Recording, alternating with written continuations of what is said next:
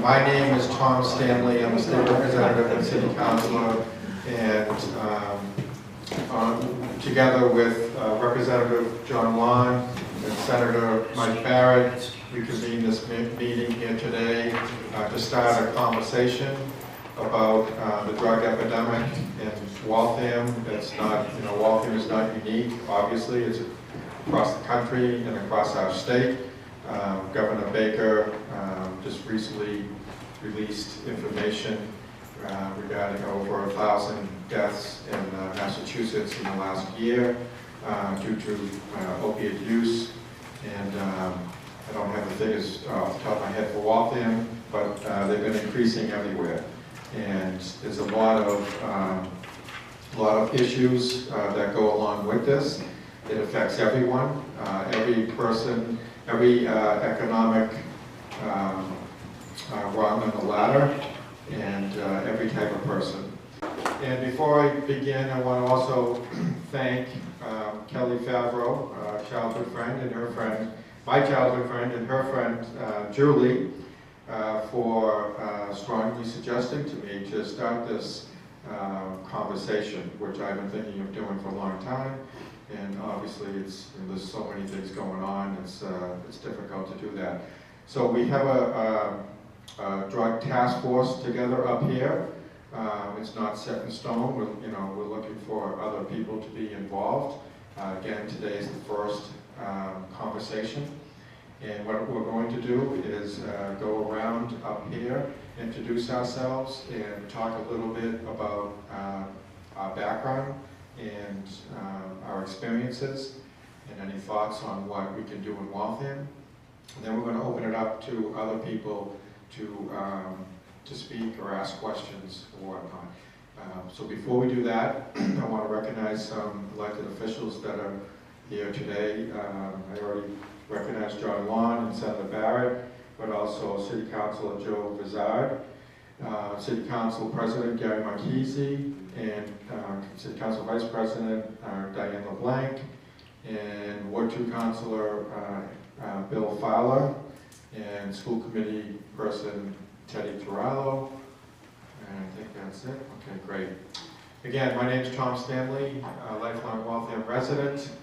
And I think all of us here today, and pretty much everyone in Waltham, has had someone close to them in their lives that has experienced the wrath of alcoholism and drug addiction.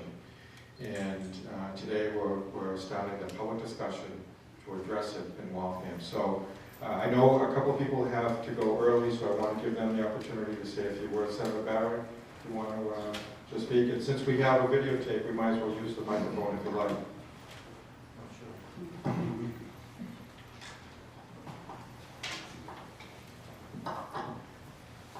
I'm the guinea pig for figuring out how to position speakers in the room. So give me a little advice. I'm not doing this very well.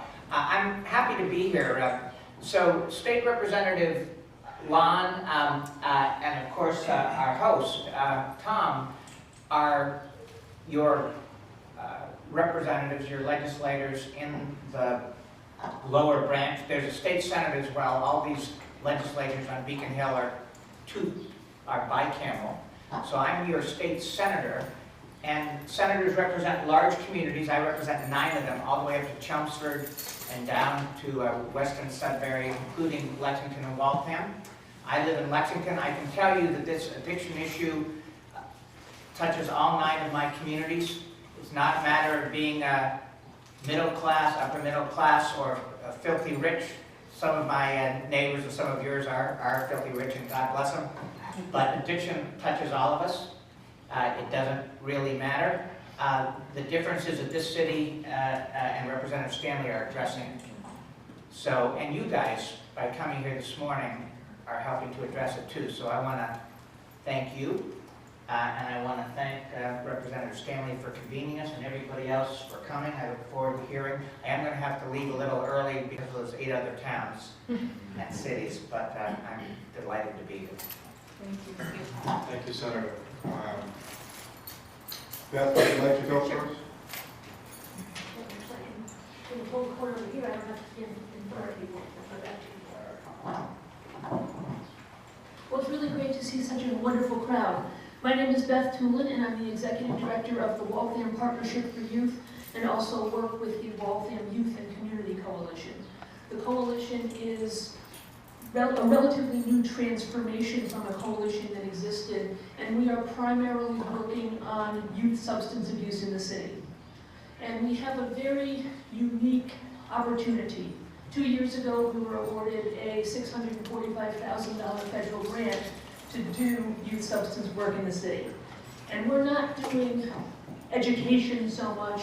What we're really looking at are environmental strategies, those things that we can change on a community-wide level to help our youth become substance-free. So that might mean looking at reducing alcohol advertising that's targeting children. It might be restricting the number of liquor outlets that can exist in the city and locating them away from places that children congregate. We have just completed, any of you who are Waltham High students, you probably did this, something called the Youth Risk Behavior Survey. And this is an assessment that students at the grades 7 through 12 take every 2 years. It was developed by the Centers for Disease Control and Prevention and have been modified by different communities in different states to address their specific needs. Because what we're really trying to do is find out what the problem is, why the problem is happening, and then why the problem is happening here in Waltham. And that's how we're going to make that community level change. Some of the questions that we ask on the Youth Risk Behavior Survey have nothing to do with substance abuse. We ask them, have you ever ridden in a car without wearing a seatbelt? We ask them, have you ever carried a weapon to school? We ask them, have you ever tried to commit suicide? We ask them about their nutrition. We ask them about sexual behavior. But we also spend a good number of our questions talking about substance abuse. The 4 substances that we're really focusing on with our grant program are tobacco, alcohol, marijuana, and prescription drugs or opiates. And we have some good data to start our work, and we're in the process of collecting new data. But here's what we know so far. We know that almost 50% of Waltham High School students have used alcohol within the past 30 days. Now that might not seem like so much, but if you think about all the Waltham High School students standing in a line, and then you have every other one step forward, that's how many kids have used alcohol in the past 40 days. We know that 36% of our kids are binge drinking more than 5 drinks in a row with the sole purpose of getting drunk. We know that 17% of our youth are misusing prescription drugs, and that means either taking their own medications at a dosage that was not recommended by their physician, or taking somebody else's prescription drugs. Now, one of the really interesting things, I really like this little story, when we were doing research for the grant, and if I'm talking too long, somebody can just whack me.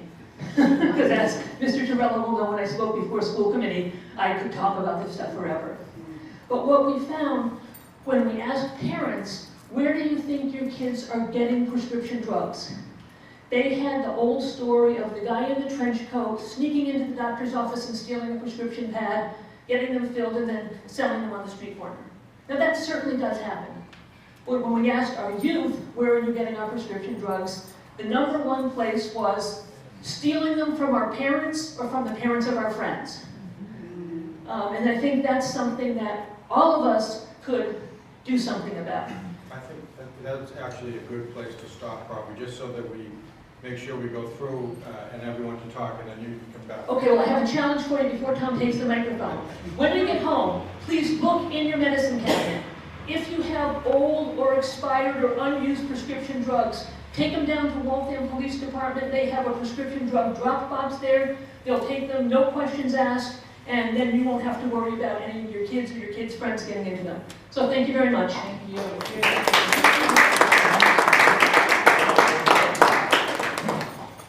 So, again, if we could introduce ourselves, give like 3 to 5 minutes, a little bit of talk about your experiences, and then maybe perhaps about some of the things that we need to look at and address moving forward as a community. Okay. So hi, I'm Marilyn Lee Tom, and I'm the Executive Director of the Community Day Center of Waltham. And probably Tom said that because he knows I'm wordy too. The reason why we're here is because whereas Beth serves the youth, we serve the adult.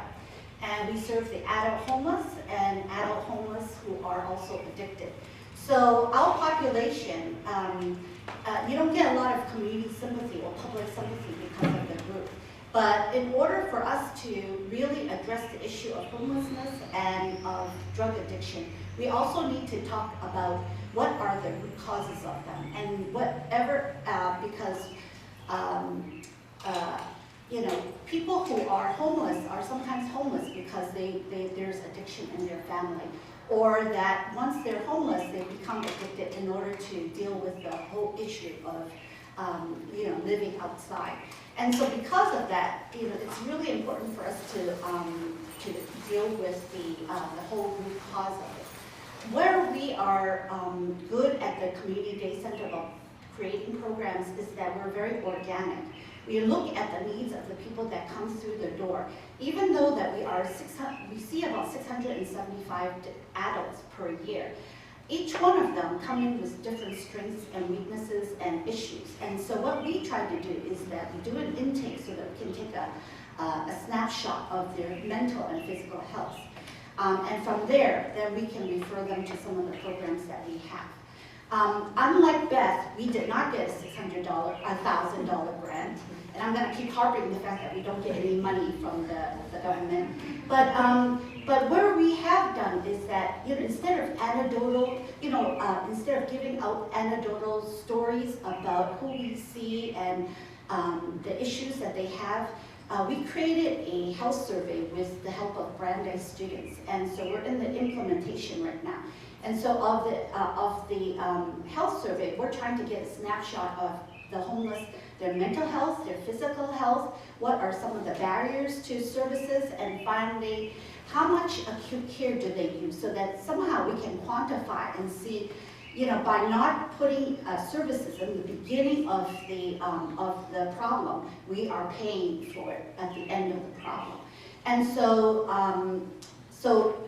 that's, you know, some of the, you know, so that in about a month from now, we will be able to have more hard numbers. But just to throw out some numbers, we have approximately 59% of our population that have addiction issues. Okay, so we'll let somebody else talk now. Thank you. Thank you. So, good morning. My name is Maria Celli, and I'm the Director of the Behavioral Health Department at the Joseph M. Smith Community Health Center here in Waltham, and we also have an office in Alston. I'm a psychologist. I've worked with patients with a variety of diagnoses across the lifespan, prenatal, 0 years old, all the way up to 95. So have seen the issue of substance abuse and some of the dual problems of the other problems that exist within families that struggle with this, certainly, how it affects families across the lifespan. And we are a primary care health center, so there's primary medical care as well as behavioral health and dental care and nutrition. We're a holistic center, and we really try to work with our clients in a way that's thinking about them from a holistic perspective, often trying to coordinate with community partners to provide support for the bolstering up areas of the person's life that can't be addressed in an office.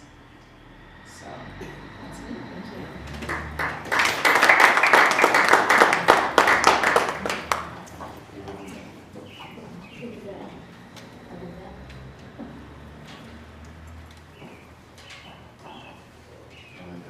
I'm Mark Drews. I'm a primary care internal medicine doctor and the Associate Medical Director of Joseph Smith Health Center here in Waltham.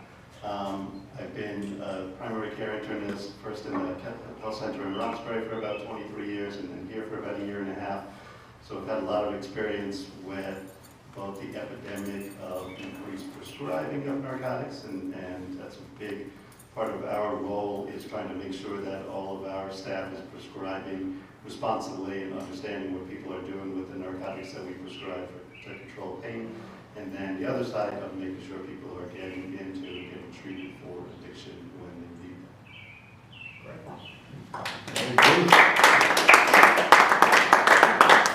that. Good morning. My name is Jamie O'Neill. I'm the program director with Spectrum Health Systems in Waltham. We operate an outpatient treatment center over on Bear Hill Road. We've been open since November of 2013.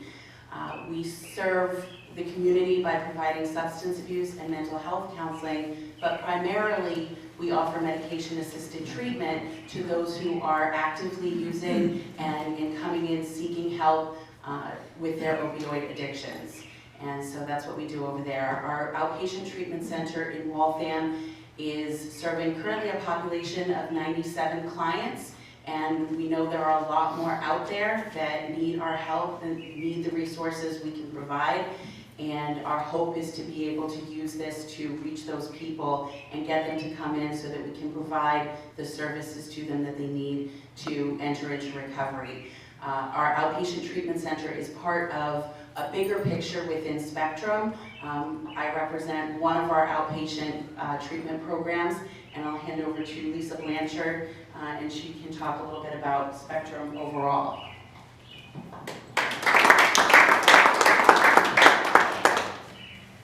Hi, I'm Lisa Blanchard. I'm the Executive Director of Outpatient Operations for Spectrum Health Systems. I've been doing this work across the state of Massachusetts for over 16 years, and I was part of opening the Waltham program, as Janie mentioned, in November of 2013.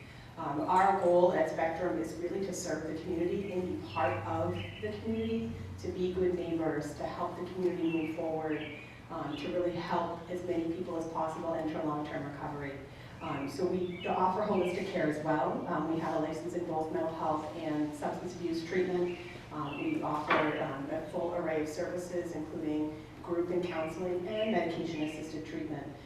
Medication is really just there as a tool to protect from withdrawal. The real treatment is the groups and counseling that we offer. We also offer several other services throughout the state and across the country. We have inpatient, detox, residential, transitional support services, and a new private pay detox and residential opening in Westborough, Massachusetts. We've been there for quite some time. And we also have inpatient services in Weymouth, Massachusetts, where we have long-term male residential and male clinical support services. And we're actually expanding that program to be open for more detox beds, which is certainly a need throughout the state. So we're really just here, really happy to be here with the community today, to partner with everyone and make sure that our services are acceptable, that people can get to them, and that we're helping the community as best we can.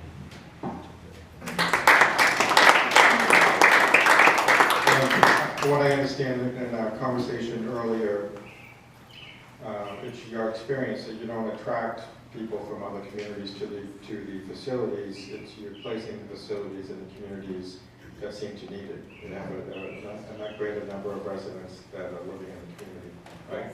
Yes. Okay. Representative Moore?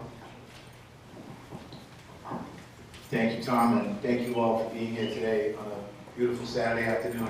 It's certainly a nice crowd. It makes you realize how important it is to be here and talk about in the community how much the drug and alcohol effects are having on not just our teens that we are so concerned about getting involved in risky behavior, but it goes, as Senator Barrett crosses every socioeconomic, educational lines that there is. I think from the last governor's race, you realized whether you're a Democrat or Republican, both candidates realize the opiate and heroin addiction that's going on in this state is something that we all agree on. I think Governor Baker has done a good job in tasking several forces to look at this, and I think the reports are coming out in June and ways to help us deal with it. I think a couple of years ago we had the young Waltham high student that was murdered in a drug transaction over off Middlesex Road. We all met and we had so many concerns, and we lost a young Waltham child. We had, it was, I think, residents from out of out of Waltham, a Newton and Belmont resident that actually committed the crime. But that it just, all these towns intersect. These kids are going back and forth. There's so many dangerous, risky behaviors that get in. I think we also traditionally have also looked at alcohol and marijuana prevention treatments, but now we really have to look at the opiate and heroin and how we can prevent that from happening, because it's really our old traditional ways. But these drugs that are being made today are just so powerful, and these drug companies that are coming up with these drugs that I just feel are just far too powerful for the human brain. We all know from friends and family, people who never used drugs, who got a back injury, who worked, and got addicted, and their lives ruined, and their families' lives ruined. And these are people who just hadn't taken risky behaviors before, but these drugs are that powerful that these people then can throw their lives away because they become powerless over it. So I think, there's things like Narcan. I was just asking Lieutenant Manning, because I just heard recently through my wife, who's a nurse, that a lot of drug users now are getting Narcan on their own. And it's basically bringing people back from death or close to death's door. And that's scary. They will go to that high and that risk of dying, and now they're able to do that themselves and bring themselves back. So it's just another scary issue that is going on out there, and we all need to just kind of get together and try to do the best we can to try to make sure that our kids and even our adults realize that these drugs are so powerful that sometimes that one trying it is it, because you're not going to come back from it. And I recently just had a friend who had back surgery, and he was on opiate, and he had drug issues in the past, had been sober for 25 years, and he just says, John, I took it like twice, and I know I can't take that. He said, I had to stop that, I know. And he's a legislator. He said, I realize how powerful that was, and I can't risk taking that. So I think not everybody has that power, and most of us probably don't. So we just worry that these drugs that are being made, the drug companies that are making these drugs so powerful, that we really got to try to get a hold of. And I think that's where the legislator and federal government really have to kind of crack down on some of these drug companies. In this last House budget session, we got in the last House budget session was an extra $50,000 for our public safety to work drugs on the street. We need to be able to give the resources to our police officers, our fire department, to be able to work drugs at night when most of this stuff is happening, and be out there in the community and be visible. Representative Stanley and I got in the House budget. I know Senator Barrett will be fighting for that in the Senate budget. So again, thank you all for coming. It's a pleasure for me to be here, because this is something that touches all of us, all our children, all our families. So thank you very much. Thank you, John. And John is really the lead person on that $50,000 appropriation. And we also have a long list of new funding and different programs that we've worked on together, the Senate and the House. And my assistant Mark has that available of different things that we're doing on the state level. Governor Baker is coming out real soon with an action plan on what to do on the state level. And our Secretary of Health and Human Services, Mary Lou Sutters, who wanted to be here today but couldn't because of her schedule, is going to be releasing that document soon. We hope to have her come out to Waltham another time, along with Mayor Marty Walsh and State Senator Jennifer Flanagan, who has been a leader on the issue. I wanted to now hand the mic over to Councilor Joe Bazard, and someone was asking me earlier if we were discussing something about this in the council level, and in fact we are. And Joe has a proposal before the City Council that in large part is to address the issues that we're talking about today. So Joe, if you can talk a little bit about that. I am Joe Bazar. I'm a City Councilor in Waltham, and I chair the Public Works and Public Safety Committee of the City Council. In that role, about a year ago this time, we held a hearing on the opiate epidemic and how it's affecting our community. And we heard from clinicians from various hospitals and other institutions around the city, and from the Partnership for Youth, and from from the police department and the fire department and the ambulance provider for the city. And it was a good discussion. We helped understand it. I walked away from that with the thought that as a city, we're not really positioned to address this issue in a comprehensive manner. Because what we have is we have police that can go out and arrest people. And we have firefighters and ambulance providers that can apply Narcan. But when it comes to connecting our residents with the services they may need, we aren't doing that right now. That there isn't a position in city government that does that. So what I've proposed is adding within the city's health department an assistant director for health services. I envision this person being a social worker that figures out all of the different services that we have around our community, whether it's Joseph Smith, whether it's Spectrum, whether it's other options. And when families or people come to city government, they know of all these institutions, and they can do referral services. And this isn't just for this population. There are a number of residents in our city in need of all types of social services. But the fact that we don't have a position like this in city government means that when we have a crisis like this, we aren't positioned to address it in a comprehensive way. We're left asking the police department to play social worker, or we're left asking others to play social worker. And what we really need is a way to connect people with the services they need. We need someone that can serve as a convening authority, figure out what city departments are facing, and how to connect people with resources. So that proposal is right now before the Ordinance and Rules Committee. They may be talking about it on Monday night after at sometime after 8 o'clock. But if it's something you support, feel free to contact your city council and let them know that they're in favor of it. Thank you. Thank you. Now, I'd like to ask Detective Lieutenant Manning to speak about your experiences with the police department's experiences with this serious issue. Good afternoon. My name is Richard Manning. I'm a Detective Lieutenant with the Waltham Police Department. I'm also a commander of the Suburban Middlesex County Drug Task Force. What that is, it's a consortium of the agencies, the police departments around Waltham area, Arlington, Belmont, Lexington, Lincoln, Waltham, Watertown, Weston, and Newton. And we pool our resources together. My unit has 12 people, 2 of them are 2 supervisors, myself and another sergeant from Newton. What we're doing is we do investigations. We concentrate on investigations of narcotics and drugs.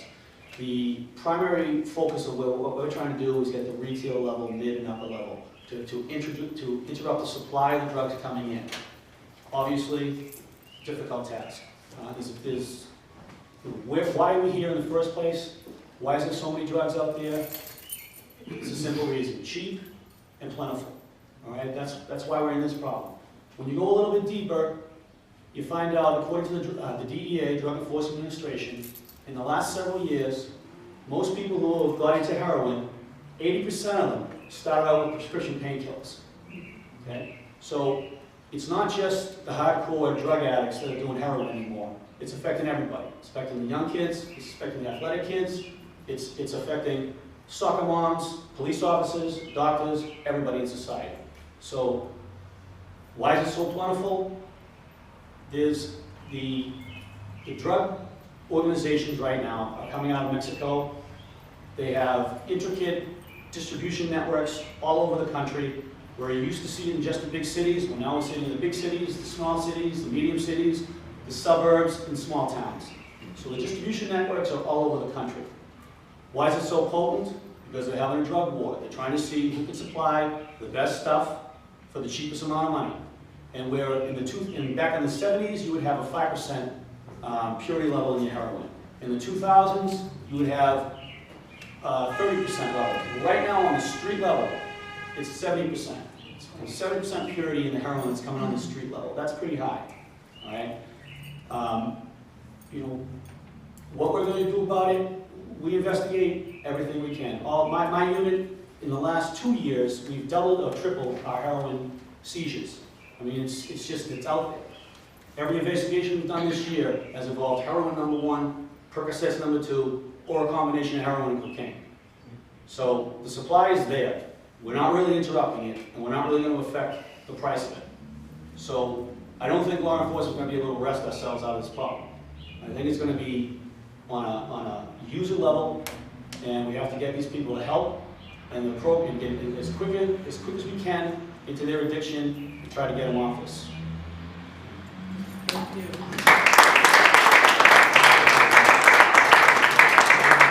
Thank you, Lieutenant.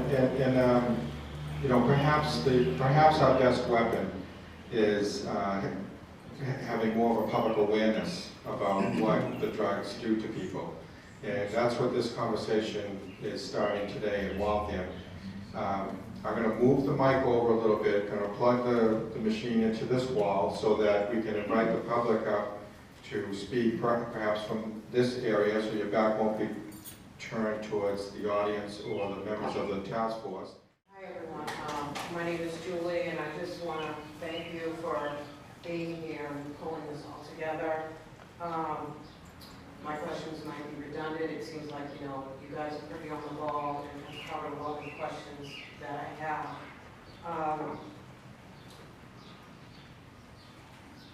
Okay, so let me start by saying, you know, for taking the time, and so many individuals and family members are affected in this community. I am a recovering addict of 19 years who was a homeowner in Waltham and a productive member of the Waltham community. Although that could not be said 19 years ago. Where most of my using was done in this community, but that's a different story. I say that because opiates, heroin, cocaine were very prevalent in this area at my fingertips. I doubt this has changed. If anything, it's probably gotten worse. There's a subculture existed in this town that required a certain kind of membership that can result in that. On the flip side, when I was ready to revoke my membership and ready to accept that I had a disease that needed to be treated, the Waltham community was instrumental in aiding on this venture. I'm referring to 3 detoxes that we had in this area that guided me to further treatment. By individuals who are invested in seeing me succeed, this has changed. All that being said, opiate abuse has skyrocketed here and in the surrounding towns. So much so, it has been deemed a health crisis. We need to be proactive, aggressive, and supportive in making treatment and resources available for people afflicted with substance abuse disorder. Let's work together to remove the stigma and this mental illness. Just to touch on some points, which I believe that you explained, are we still in the practice of arresting our way out of this problem of addiction? Is this effective? Should we take a page from Gloucester, Yarmouth, or maybe take a look at the LEAD program that was just started in Seattle? And if you want to know any more about that, that's some information. What and how are we educating our youth? At what level do we start?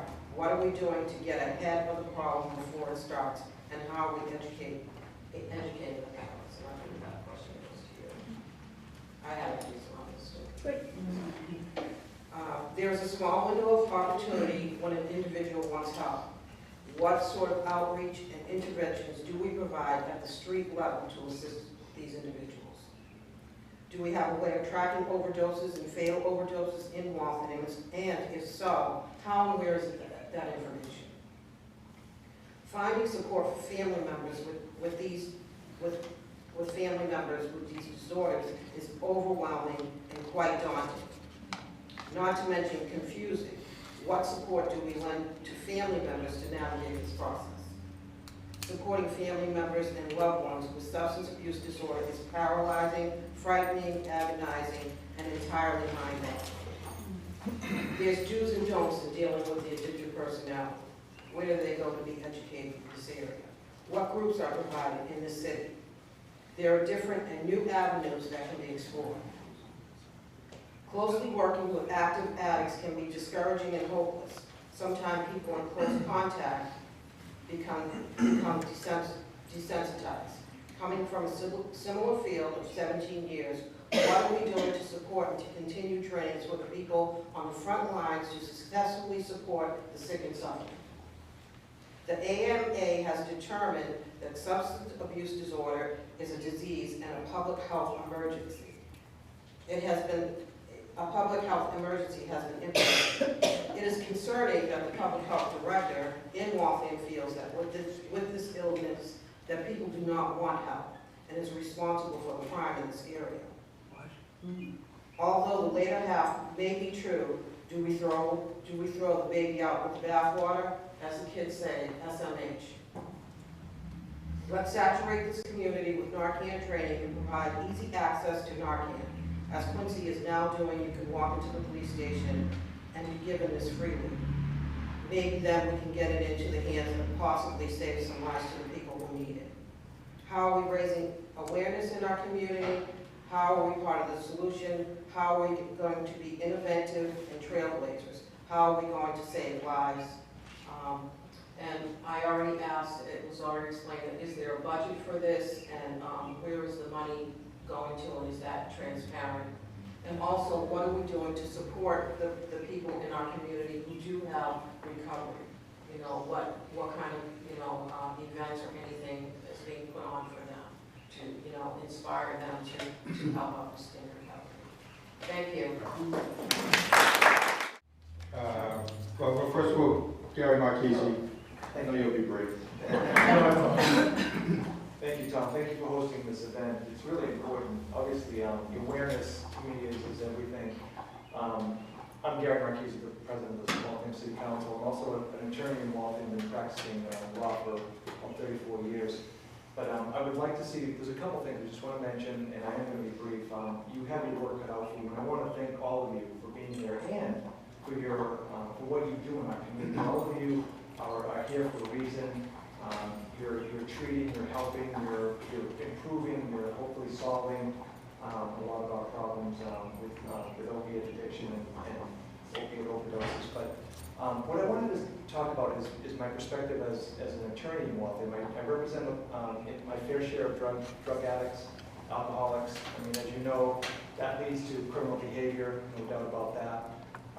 And what I've seen in Waltham, this is specific to our legislators. I'm sorry Mike just left, and I wanted to actually have him as an audience here to hear this, but what we're seeing in Waltham District Court is there's no drug court in Waltham. So this may be an end user type thing, but at least if the people are youth or are adults that come into the court system, that sometimes is the first view of us as a community at their problem. And if we had a drug court in Waltham, I think the drug court gathers resources, organizes resources, helps the families, helps the user to not reoffend. I think that's an important thing that our legislators can do, that this task force can look into. I know, I'm pretty sure that Newton has a drug court. And I was talking to the city council from Ward 2 earlier today. I think there's a way that you can approach the trial court and allow Waltham offenders who come into the Waltham District Court, Waltham, Watertown, Weston, to use the Newton drug court. It's going to take a little bit of effort to maybe put a person or two or resources over there. But if that's something that we could possibly do, maybe the task force could look into, I would love to see that. And I know that would help. The second thing I want to mention on the awareness, Tom, that and what you're doing here is right, is perfect. You're right, spot on. I want to take this whole group, you, to Waltham High School and to the middle schools. Both middle schools in Waltham and to Waltham High. And I want this audience to be full of the kids. Full of you can take it to the auditorium, you can take it to the middle school auditorium. Our kids need to hear from you. They want, we need the awareness to be brought to that level, to the 13-year-olds, the 14-year-olds, the 15-year-olds, and to our high school students and to their families. But I'll leave that up to you. I'm hoping that that's an offshoot or an advancement of your objectives. And thank you again, Tom, and to the task force. You've been fantastic. Thank you. Thank you. Again, my name is Bob Scarpone, Sergeant with Waltham PD. I came on with the lieutenant 25, 26, 27 years ago. We lose count. I overlook a couple of programs. One of them is a homeless assistance coalition. Marilyn, I'm very familiar with. She attends a monthly meeting. We discuss a lot of issues with the homeless, and she's spot on. Most of them have a mental health or a drug addiction or an alcohol addiction, substance abuse. I've gone to a couple other meetings regarding homelessness, and I also overlook a program that we have called the Jail Diversion Program, which is funded by the Department of Mental Health. And that obviously deals with emotionally disturbed persons, which we have quite a few of in this city. So those are my my fields that I've, my additional duties in this department. In addition to that, I'm a street patrol sergeant. I'm out there at night, and I'm out there during the daytime. But I'm glad you're having this. I think we need, just like Councilor Marquise said, yeah, you need this. We need this at a much larger level.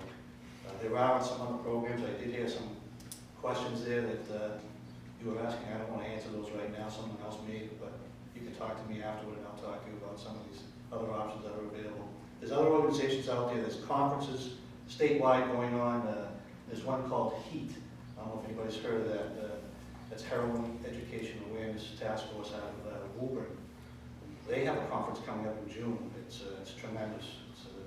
It's a very good eye-opener. I think people should look into that. But I'm not going to waste any more time. Thank you. I'm Kelly Favreau Cooper. I'm a longtime Waltham resident. I'm a project kid. I grew up in the Prospect Hill projects. But my mother made us go to Catholic school and church. So we did that, and we were bullied by the bad kids in my neighborhood. A lot of those bad kids had frequent contact with law enforcement. My father became a Waltham police officer. He was a bus driver, then became a Waltham police officer while I lived there at the projects. And so there was a lot going on in my life as a young lady. My father, though well respected in the community, I'd say to the greater extent, was also an alcoholic, and he suffered greatly. He helped young cadets in the Waltham Police Department to become educated about the risks that police officers have. It's a very tough job. Thank you so much for what you do, both of you. But he himself was never really able to stay sober. So I was a product of that environment. My mother taught me the Serenity Prayer when I was a child.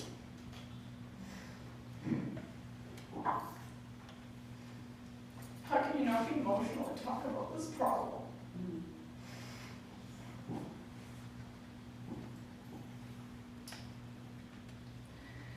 As you can see, it still affects me, the way I was raised.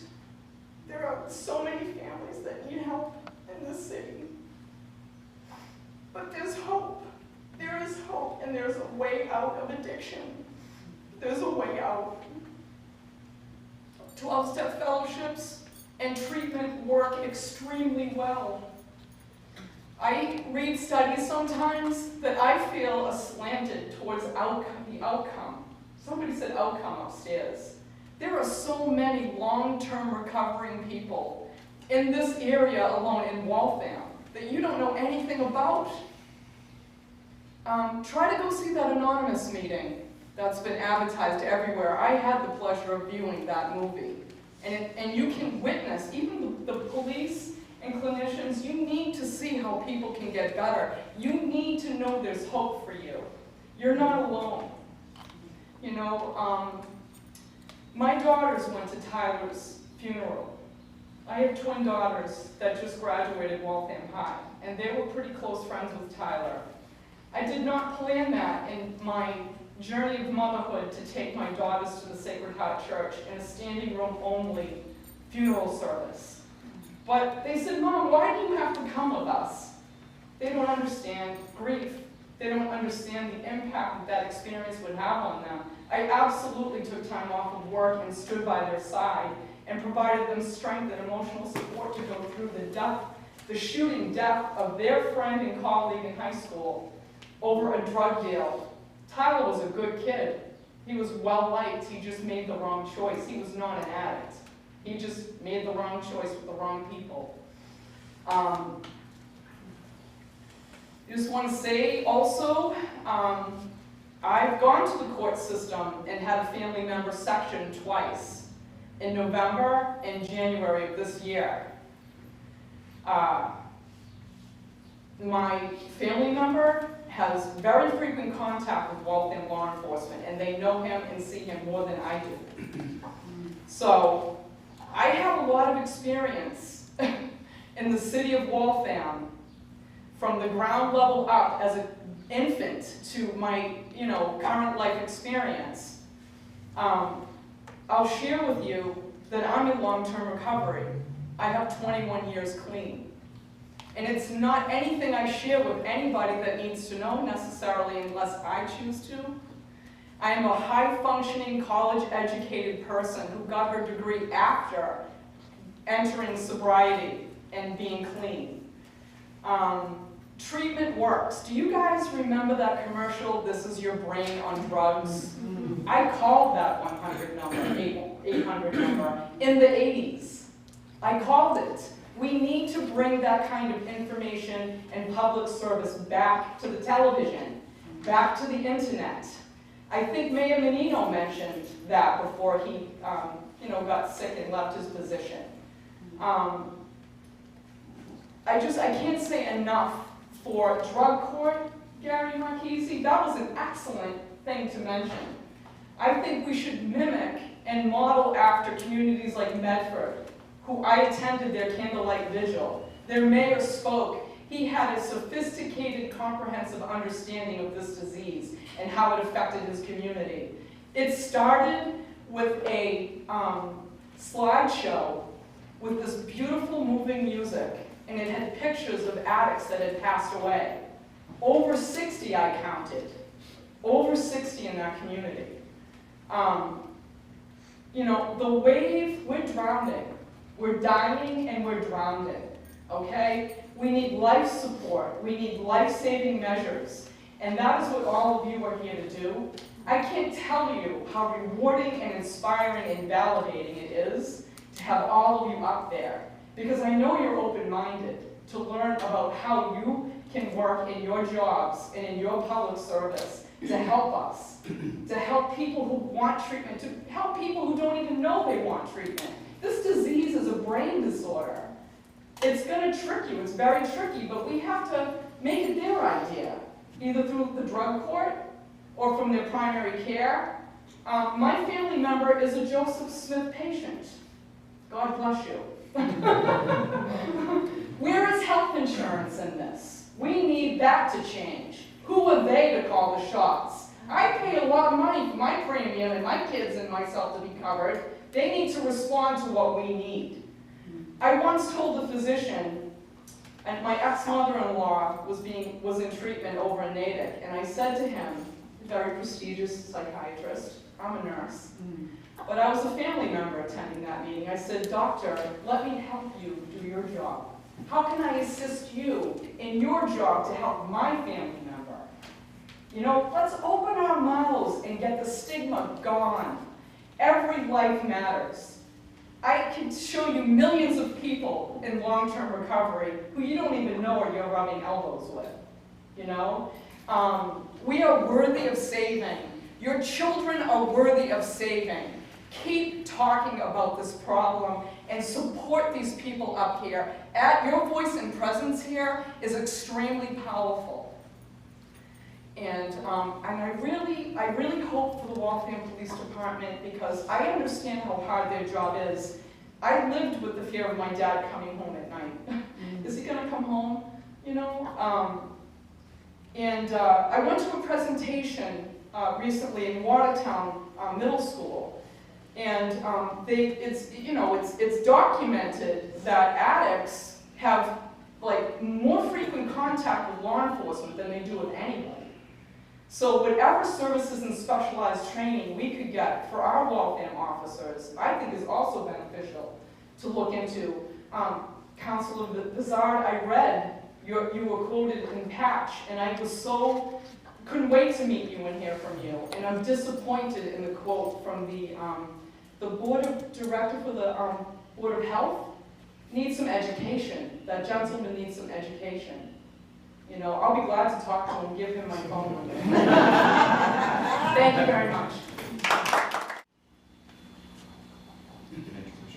Hello, my name is Glenn Mitchell. I live on Florence Road. I'm a lifelong resident of Waltham. And I wanted to address the issue on a slightly different angle, and that would be drug-related crime. I live in Cedarwood. We've had a rash of break-ins recently. As you probably know, if you saw the news, television news, we're on the television news now, Cedarwood.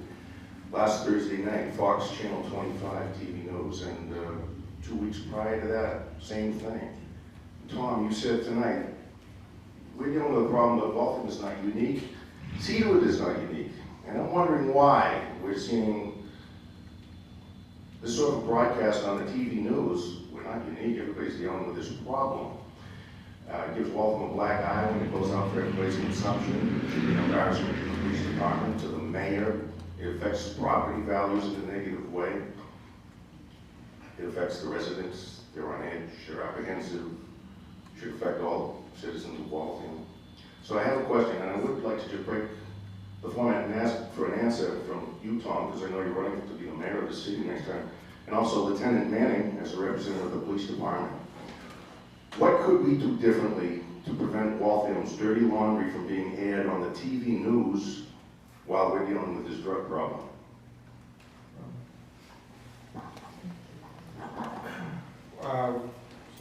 One thing, the police department, I think, is doing a good job with public relations, but in general, the city does not.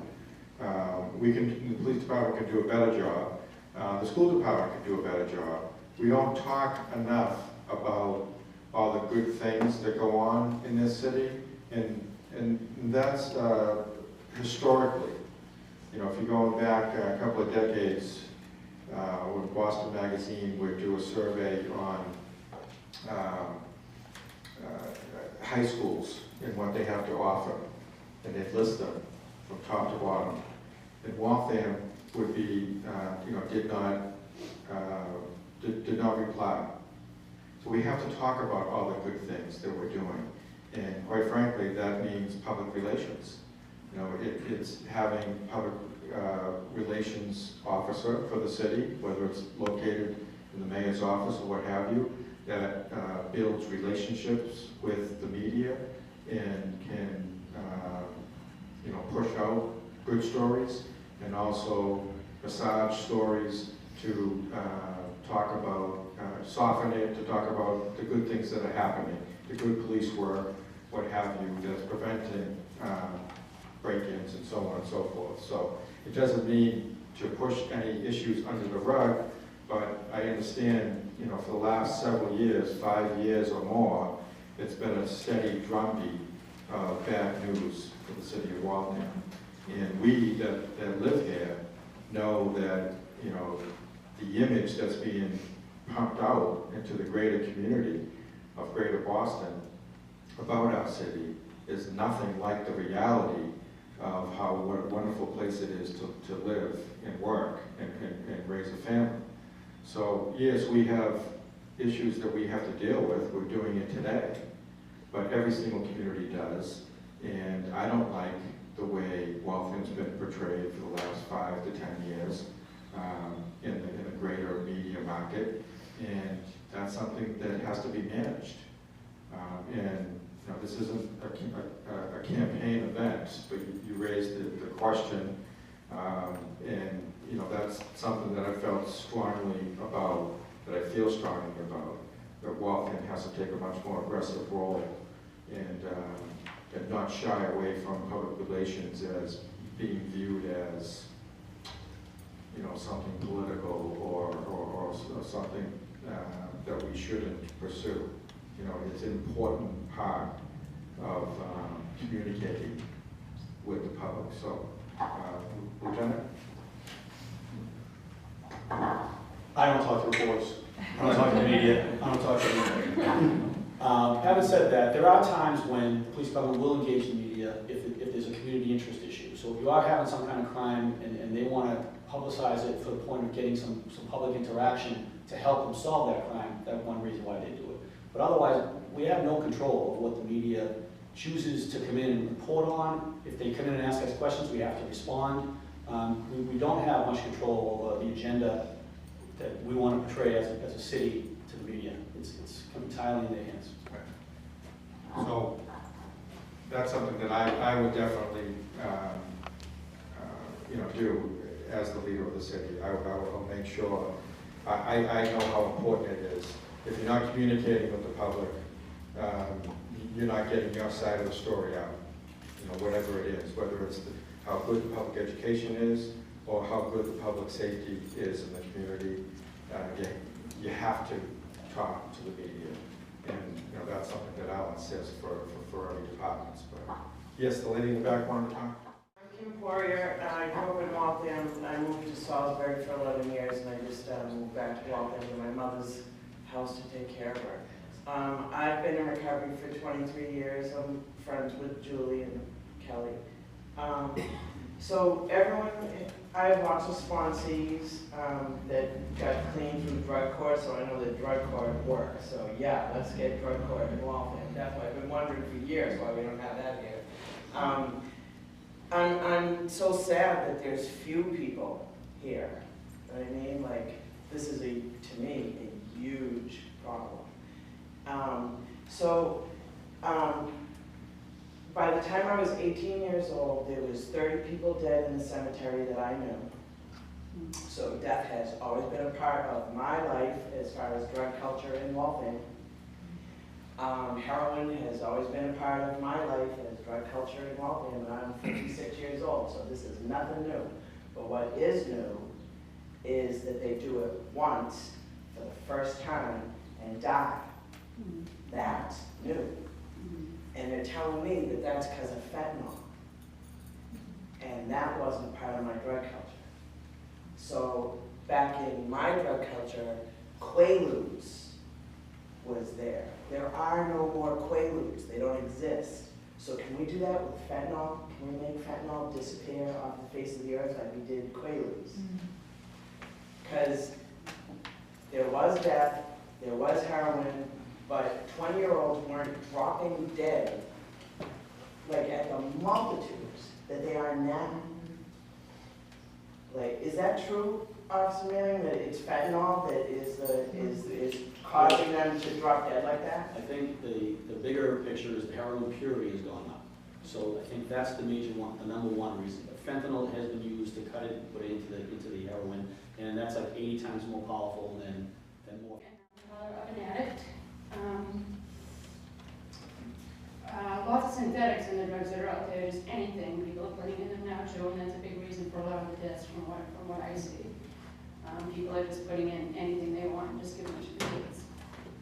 There are way too many children out there now suffering with substance abuse addiction. Although I hear you say that you got to take on, in every community probably should, a referral person in your jurisdiction, social worker, etc. That can be all fine and dandy, but what is that person supposed to do when there's no beds? Where are they going to refer them to? Good point. There are no beds. My son has, he's using right now, not his dog, so he says he's not using that. He doesn't know where he fits. He doesn't know how to start. He doesn't want to use drugs. He doesn't want to not use drugs. He's tried to embrace, because of no beds, going to the wonderful NAs, AAs, but he just doesn't know how to grab onto it. He needs so many more tools. He needs a bed. He needs to learn how. He's only 19. He's been doing this since he was 13. He lacks so many skills. And now he's in a place of, no way can he see being 19. He can't see the forest for the trees. He can't see the beauty of the other side. He can't see himself getting there. He wants to die some days. He just wants to die. He doesn't want to do this anymore, but he doesn't know how to not do this because he doesn't know how to grab onto resources, the minimal ones that are available to him right now, but there are no beds. There are no beds. There's a level now of being that, you used to be able to call and go into a rehab, now they have in between that TSS, CSS, detox.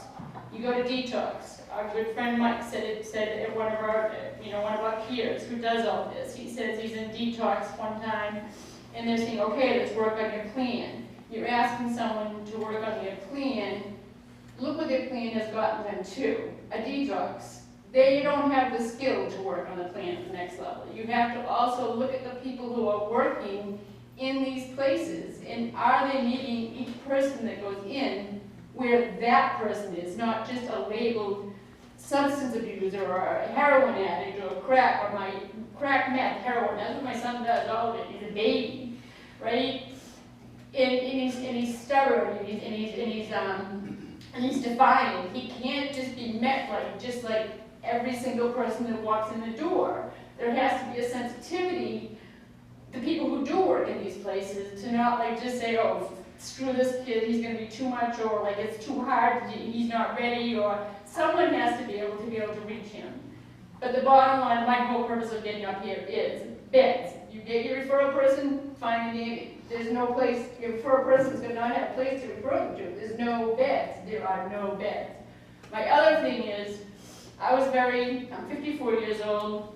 I was very active in the AIDS epidemic. That was my generation that it affected. I was in my late 20s. Those were my peers that were being, going through all this. I was extremely active for 10, 12 years. Grassroots I started. Now it's my child's generation. So much got done, and I don't know how they got it done, but we need to be getting that done right now today for our kids, this generation. And I don't know how that's supposed to happen, but we have to get it done. I don't want to hear a 20-minute lead into deflated balls on Channel 5 News. What I want to see is every day. You don't have to say names, but you can say, because people, oh yeah, it's someone else's problem, or whatever they want to do, but you want to say, 6 overdoses in Massachusetts today. First piece you say in the news. Then go on to the deflated balls for 20 minutes if you want to. But make it real, because it's real and it's killing our kids.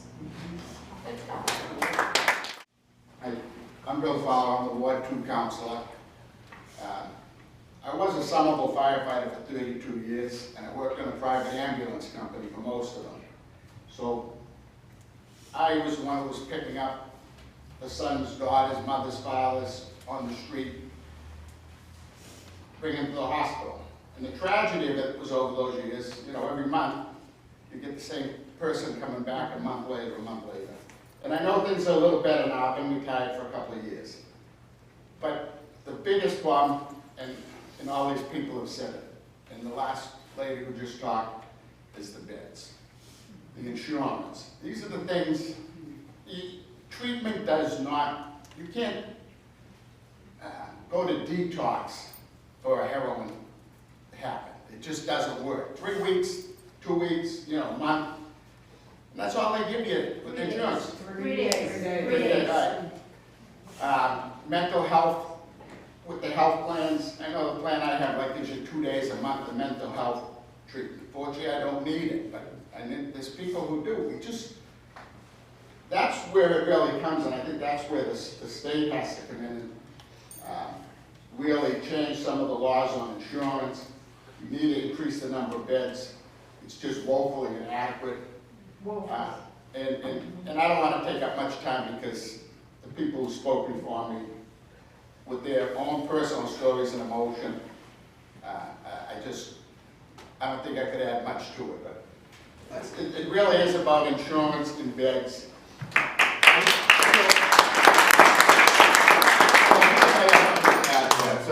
So Tom and John and Senator Barrett and others in the legislature did pass a law at the end of last year, and what the law does is it does now guarantee if the provider feels that it's in the patient's interest, at least 7 days of either medically assisted treatment or clinically supported treatment, so MET or CSS, and it can go up to 11 days that the insurer has to pay for.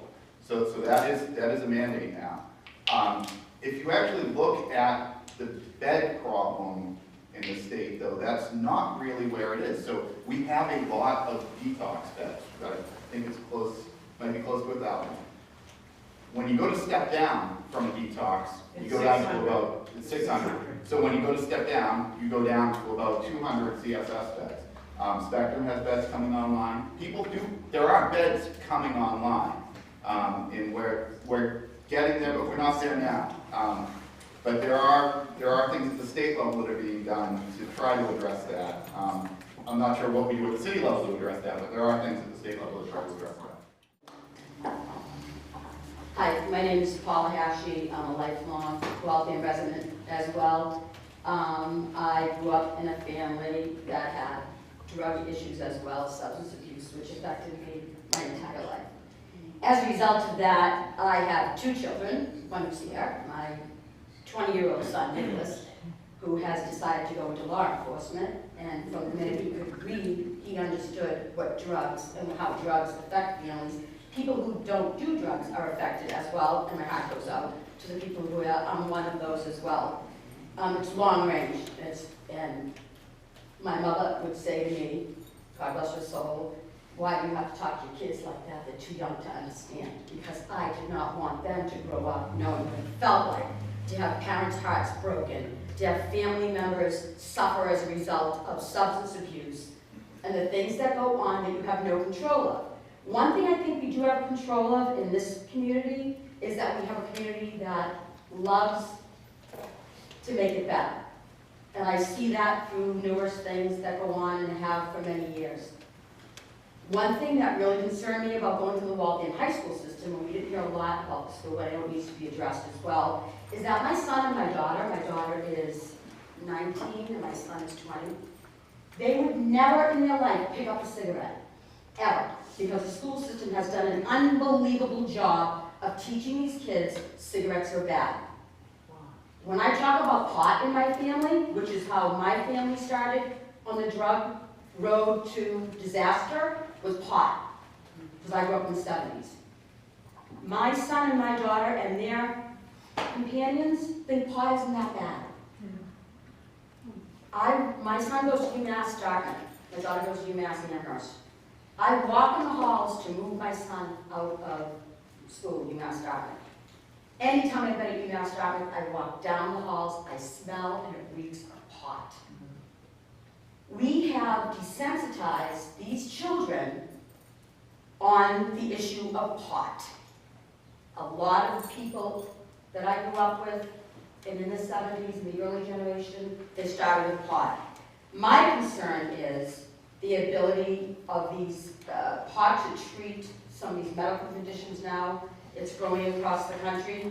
We are contributing to that as well by letting these kids know that if you need pot to solve cancer treatment, whatever, it's okay. It just encourages them even more that pot isn't a bad drug. And I know there are far worse drugs, but as far as I'm concerned, in my family, in my house, every drug is a drug, and it's unacceptable. So I would like to see somehow the task force to address what's going on in the school systems from the middle school up. These kids think that cigarettes are far worse than pot. And I also agree with the person who said, I remember in the 70s or whatever, I remember sitting down to eat dinner every night when the Vietnam War was going on.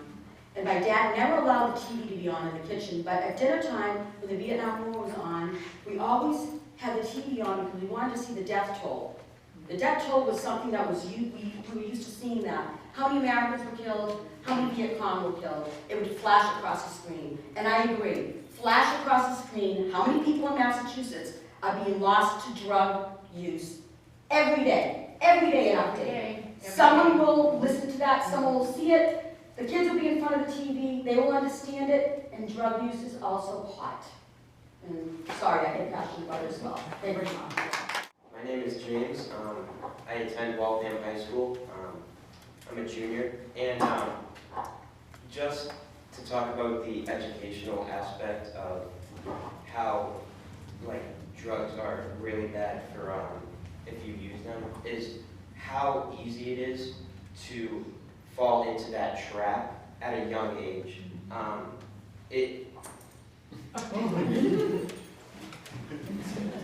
What are you smoking, James?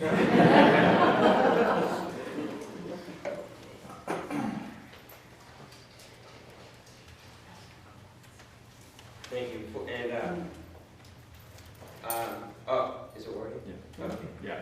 And fortunately for me, I haven't I haven't experienced that, but I know friends who have, and it starts at the 5th grade level, believe it or not. And I think it's great for the middle schoolers, the middle school education of how we are learning about the effects. And I know we have the grade program too that starts in 5th grade, but I really think it needs to start earlier than that.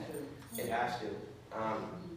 And like I said, I know friends that have started it in 5th grade, and fortunately for me, I haven't, done that. But I think it needs to start early. And talking about the high school, we've had Chris Herron come and talk, which was the audience perspective. And a more interactive experience was the challenge day, which me, Councilor Fowler, participated in, which really, it was mostly that talked about the drugs, that the individual issues that everyone has, and we all talked about it as a community at Waltham High School, which I believe was imperative in making people who suffer with these abuses more apt to turn away from them, even if it was just one challenge day that we participated in, and more events like that. For example, I believe it was Councilor Marquis that said for you to come at the high school would be a great idea too. So thank you for your time. My name is John McLaughlin. I'm the Ward 4 councilor. I want to thank Tom and Joe, Councilor Lazard, Councilor Stanley. I don't know Tom. You can. I want to thank Councilor Lazard, Councilor Stanley for their work on the council with this issue. I also want to thank Representative John Long for what he does up at the State House. It was not my intention to get up and say anything today. I came to listen. James Zangy is a young man that I coached in hockey. I can't be more proud right now of him because we need more of that.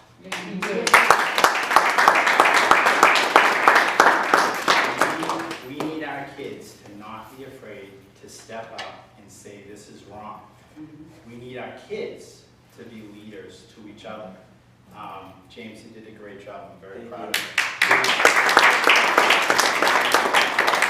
There was someone that got up earlier and they talked about we rub elbows with people all the time. It's not just people who fight addiction, it's families that are dealing with addiction. My family has dealt with that. I know what it's like to drive at night looking for a bed. I know what that's like to take a family member and go and not find a bed. I know what it's like to drive to Peterborough, New Hampshire to look for a bed for somebody.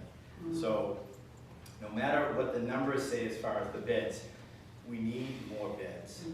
We need more money towards this. And we need to look at that step-down process that Councilor Lazard talked about, that we don't just bring them in for a couple of weeks and then dump them back out into the street. The last thing I want to say is I've worked for 21 years for the Suffolk County Sheriff's Department.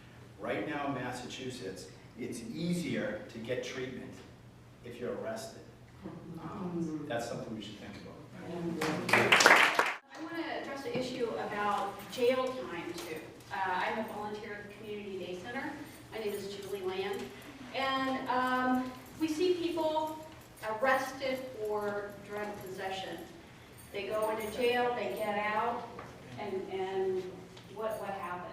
I feel personally that if you're going to go in, you're going to commit a crime, you do jail time. If it's for drug, you get money to get by drugs, you should do automatic inpatient treatment as well. So, I mean, maybe you can recommend this, but mandatory inpatient treatment. 2 years. You do 2 years for breaking and entering, 2 years drug treatment. Also, issues, I want to reiterate what Bill said. I mean, 100%. We need the insurance to cover for beds. One of the issues that we have at the day center is one of our guests was calling for beds, and number one, he had to be actively using or drunk. Okay, anybody who is actively using or drunk knows that they're not going to go into a treatment center, 99% of the time. To catch a person when they want to go into treatment, it appears to me anyway, you have to, they're sober, they say, I want to go, they should be able to go right then and there. They shouldn't have to go out, have a few, just so that they can get into the treatment center. Also, insurance. We had a man who wanted to go into a treatment center, and he, same person, he had to have a few drinks. He called around, and we helped the case manager at the day center, called around. Yes, there were several beds, but one problem, he had to wait 2 weeks. I don't know what treatment center it was that required him to wait for 2 weeks, but his insurance wouldn't cover it. He had to wait for 2 weeks for his insurance to cover the bed that was available. So 100%, what Bill said about the insurance, beds are available. Trust me, there are beds available. But if you don't have your insurance is right, the private institutions, it would be nice to see the private institutions be required by law to provide so much percentage of their beds to patients that have mass health, that have public insurance. That would be great. I promise Marilyn I would go.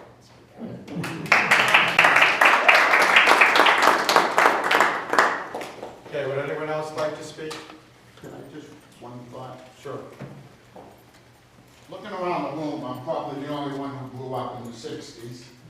When the war on drugs started. And I look at it today, so 60, 50-something years later, and where are we? Drugs are more potent, more plentiful, a bigger variety. If this was any other kind of war, the white flag would be going up and we'd be surrendering. I'm very pleased to hear Lieutenant Manning say we can't arrest our way out of it because we can't. Right. We really have to throw the book away and start over again because we have failed miserably as a country in the so-called war on drugs because we lost. We've been slaughtered and the flag should go up and look for some new ideas. Thank you. Yep. Can I just say one last thing? Sure. Okay, a couple of things. One is that Anne Marie, I hope, you're saying, please help me because my child is not someone who could be a waste. And we're here, and hopefully afterwards, we'll give you our card so that there will be services so that you're not alone in that, because your son is not a waste, and there are people here that will help you. The other thing is that if drug addiction is a public health issue, we should have someone from public health up here that can make a decision, and so that's my suggestion for the panel. Okay. So today was the start of the conversation. There was a number of questions, a lot of issues that were brought up. I think we had a long conversation. Probably the best thing to do now is to end the program right now. This is only the start. We will reconvene and meet again. We're not going to solve the problem of drug addiction. I think that's safe to say. But what we can do is try to prevent our children and other people that live in Waltham from going down this road. And we can learn together what are the best things that we can do as a community to provide the resources that Waltham, there's a lot of resources throughout Waltham, but there's not a coordinated effort. And we're talking today about starting that process to have more of a coordinated effort, to have more of a public discussion. Addiction and alcoholism is really probably the biggest theme in my life personally that has affected me, my siblings, my family, and our life is addiction and alcoholism. And myself, I'm a recovering alcoholic as well. So I have a good understanding of the problems that those issues bring. I have a brother that's serving a very long sentence in prison, and I know the effects that it has on the family and also the community. So this is just the very beginning of this public discussion. We're very glad that we have President of the Waltham Teachers Association here, Ryan. And before we end, I just want to say that, you know, our firefighters, police officers, teachers, not to mention, you know, those in the health field and social services are really people that are on the front lines of all of these social issues. We owe all of them a great deal of gratitude, and you know, we need to look at how we can help them do their jobs better and help this community address all these issues. So thank you all very much. And for lack of better preparation, I think for coordination, communication purposes, contact my office. And I think in the future, what we'll do is we'll get an email address for this task force. If you have not already signed up, please do so. Visit my assistant Mark and provide your contact information, your email address. And again, thank you all so very much for being here. Thank you.